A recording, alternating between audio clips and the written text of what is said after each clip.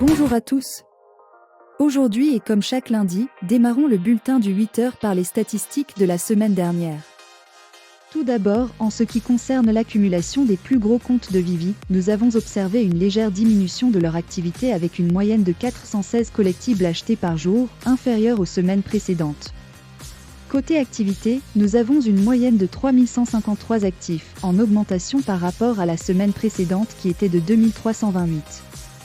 Sur ces 3153, 137 effectuaient leur premier achat cette semaine, contre 87 la semaine dernière. En ce qui concerne les rentrées d'argent, Vivi aurait approximativement rentré dans les 571 264 $ de gemmes. Je laisse maintenant la parole à Vivi Coach pour les actualités en bref. Bonjour. Première info. Au cours de la semaine dernière, le compte qui a acheté le plus de NFT sur Vivi en a acheté 993. Celui qui en a vendu le plus en a vendu 426.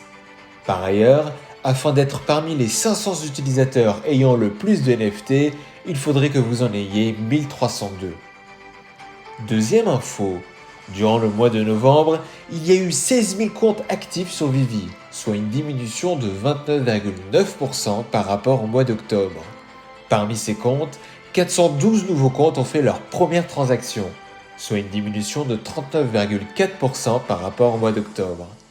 Par ailleurs, parmi les 110 000 NFT disponibles à l'achat durant le mois de novembre, 54% environ ont été achetés par la Vivifam, soit une diminution de 28% par rapport au mois d'octobre. Troisième info, il n'y a pas encore eu d'annonce officielle de Vivi en ce qui concerne le drop du 15 décembre, qui serait le premier du genre, mais il semble qu'il y ait eu une fuite.